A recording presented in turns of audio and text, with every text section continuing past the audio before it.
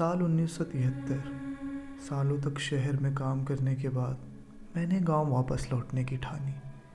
पर मैं आपको अपना नाम नहीं बता सकता, इसलिए मैं शुरुआत करूंगा उस दोपहर से जब मैं साइकिल चलाते हुए अपने गांव के पास वाले सिनेमा हॉल की ओर बढ़ रहा था। मेरा गांव लगभग शहर से 30 किलोमीटर दूर था। 1 घंटे की यात्रा करने के बाद मंजिल अब भी बहुत दूर थी। आधे रास्ते पहुंचा ही था कि अचानक से मेरे साइकिल की टायर पंक्चर हो गई। काफ़ी देर तक इंतज़ार करने के बाद जब कोई बड़ी गाड़ी नहीं दिखाई दी तो मैं एक पेड़ के पास बैठ गया। धूप बहुत ज़्यादा थी। मैंने सोचा मौसम थोड़ा ठंडा हो जाएगा तो मैं घर की ओर लौट चलूँगा। अचानक से मेरी नज़र एक लड़की पर पड़ी। वो दूर एक तालाब के पास छाँव में ही बैठी थी। उसके चेहरे की चमक ने कुछ देर के लिए मेरा मन मोह सा लिया। मैं साइकिल लेकर उसकी ओर बढ़ा और पास पहुंचते ही मैंने उससे पूछा, जी सुनिए, यहाँ कोई आसपास साइकिल बनाने वाला है? पर उसने मेरी ओर देखा भी नहीं और धीमी आवाज़ में बोली, यहाँ आसपास कोई भी घर नहीं है। लगता है आप शहर से आए हैं। जी मैं यहीं पास के गांव का ही हूँ। अनाथ हूँ ना, तो गांव में मन नहीं लगता था, इसलिए मैं पैसे कमाने शहर चला गया। वैसे आपने मेरी ओर मुड़कर देखा भी नहीं, तो आप कैसे कह सकती हैं कि मैं शहर से हूँ? मेरे इतना कहते ही वो मुड़ी और मुड़कर मुझे देखने लगी। जितनी देर मैंने उसकी आंखों में देखा उतनी ही देर तक उसने भी मेरी आंखों में देखा।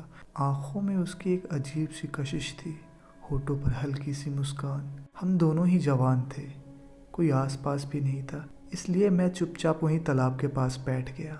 हम दोनों ने काफ़ी देर तक कुछ भी नहीं कहा, लेकिन जब बातें करना शुरू की तो मैंने उसे शहर के बारे में काफ़ी कुछ बताया। दोनों की अच्छी जमने लगी। मैं हर रोज़ उस तालाब के पास जाने लगा। हर रोज़ वो भी वहाँ आती। मुझे लगा नहीं था, लेकिन 4-5 मुलाकात के बाद हम दोनों एक दूसरे को पसंद करने लगे। कभी वो मुझे छूने की कोशिश करती तो कभी मैं उसे छूता। हमारे बीच प्यार बढ़ता ही जा रहा था। एक दिन उस तालाब के किनारे मैं सारी शाम उसका इंतज़ार करता रहा, लेकिन वो आई ही नहीं। मैं हर रोज़ उसके इंतज़ार में जाता, लेकिन वो आती ही नहीं। जब हमारी मुलाकात होती थी तो वो मुझे बताती थी कि उसकी माँ नहीं चाहती कि उसकी शादी किसी से भी हो, क्योंकि उसकी माँ का देखभाल करने वाला कोई भी नहीं था। इसलिए उसकी माँ नहीं चाहती थी कि वो किसी लड़के से मिले भी। उसका घर शमशान घाट के पास था। दरअसल वो कोई घर नहीं, बल्कि एक पुरानी सी हवेली थी जहाँ वो रहती थी। आसपास कुछ भी नहीं था। वहाँ पहुँचकर जो मैंने खामोशी देखी, उसे देखकर मुझे बहुत ही अजीब सा लगा, जैसे सालों से उस हवेली के आसपास से कोई गुजरा ही ना हो। उसकी हवेली मेरे सामने थी। चोरी छिपे दीवार लांघकर मैं अंदर घुस गया। अंदर घुसा तो पाया उस घर में सैकड़ों कमरे थे। उसने मुझे बताया था कि वो काफ़ी अमीर है, लेकिन इतनी, इसका मुझे अंदाज़ा नहीं था। शाम हो चुकी थी।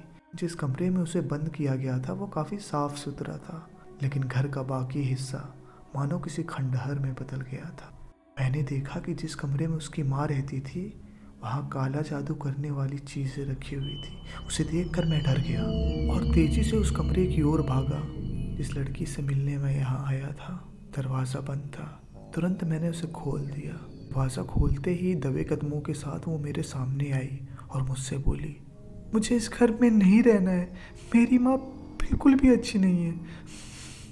मुझे माफ़ करना, मेरी वजह से तुम्हें इतनी परेशानी हो रही है, लेकिन मैं यहाँ नहीं रहना चाहती।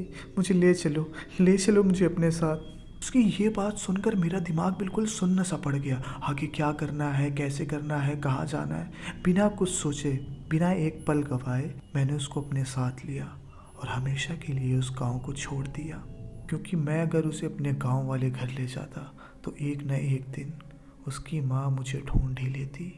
हम दोनों कोलकाता पहुंच गए। हमने शादी भी कर ली। 1 महीने बाद उसकी पेट में मेरे नाम का बच्चा भी पलने लगा। 9 महीने कब बीत गए इसका मुझे अंदाज़ा भी नहीं हुआ। अचानक से एक दिन उसके पेट में दर्द उमड़ पड़ा। डिलीवरी का वक्त आ गया। मैंने उसे हॉस्पिटल ले जाने की ज़िद की, लेकिन बार बार वो मना करती रही। सारी रात मशक्क़त करने के बाद मुझे एक बेटी हुई जो बहुत ही खूबसूरत थी। उसकी देखभाल करने के लिए मैंने अपने काम से छुट्टी भी ले ली। कई दिन बीत गए। मैं हर वक्त अपनी बच्ची के पास बैठा रहता। यहाँ तक कि कई दिनों से मैं सोया भी नहीं था। एक दिन अपनी बेटी का नाम क्या रखूं ये सोचते सोचते अचानक ही मुझे नींद लग गई। आँख खुली तो घर में मेरी पत्नी नहीं थी और ना ही मेरा बच्चा। रात के 3 बज रहे थे। मैं आस पड़ोस से लेकर हर उस जगह गया जहाँ वो मुझे मिल सकती थी, लेकिन इतनी कोशिशें करने के बाद भी मुझे वो न मिली। उस वक्त मेरी धड़कनें इतनी तेज़ हो गई थी कि मानो सब कुछ फट कर भी बाहर निकल जाएगा। जैसे लग रहा था मुझसे मेरा सब कुछ छिन गया हो। शहर का कोना कोना ढूंढने के बाद भी जब वो मुझे ना मिली तो मैंने बिना देर किए ट्रेन पकड़ ली और अगली रात अपने गांव जा पहुंचा। खोने के लिए मेरे पास कुछ भी नहीं था। मैं दौड़ा और सीधा उसके घर की ओर निकल पड़ा। हवेली उसकी चारों ओर से बंद थी। दीवार को लांघ कर मैं खिड़की से होते हुए अंदर घुस गया। घर के पिछले हिस्से में आया तो देखा मेरी बच्ची की लाश वहाँ फर्श पर पड़ी थी। उसके सीने को किसी ने चाकू से फाड़ दिया था। ये देखकर मेरा दिल दहल गया। मेरी बेटी के शरीर के अंदर का हिस्सा पूरी तरह से खोखला हो चुका था, मानो उसे किसी ने बेरहमी से खा लिया हो।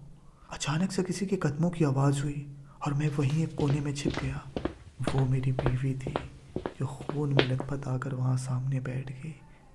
उसने अपनी ही बेटी के शरीर से खून से अपने शरीर का अभिषेक किया था और वहाँ बैठे बैठे मंत्रों का जाप करते जा रही थी। मैं इतना डर गया कि मेरी हिम्मत ही नहीं हुई कि मैं आगे कुछ बोल सकूं। चोरी छिपे सीढ़ियों से होते हुए मैं पहले माले पर चढ़ गया। तभी मैंने उसकी माँ को देखा। अचानक से मेरे पैर खुद ब खुद रुक पड़े। मुझे देखकर उसकी माँ धीमी आवाज़ में बोली, अगर तेरी आवाज़ उस तक पहुंची तो तू भी मारा जाएगा। देर से आया है, बिल्कुल मेरे पापा की तरह।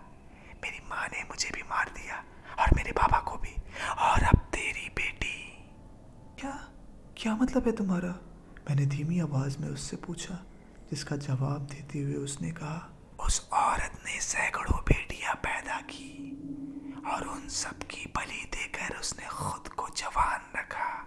वो हर साल एक नए मर्द को फंसाती है और काले जादू के सहारे एक लड़की पैदा करती है ताकि उसकी कुर्बानी देकर अपनी ढलती जवानी को बचा सके। तेरी भी बेटी की जवानी उसके हाथों लग जाएगी और उसकी आत्मा इस घर में मेरी तरह भटकेगी। बस लौट जा, वरना तू भी मारा जाएगा।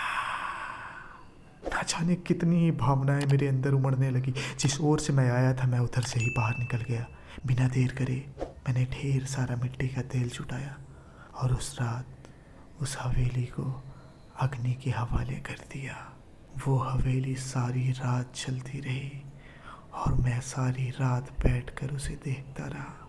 लेकिन न जाने क्यों आज भी मुझे लगता है जैसे वो मेरे पास ही है, क्योंकि आज तक किसी को भी उस हवेली में उसकी लाश नहीं मिली।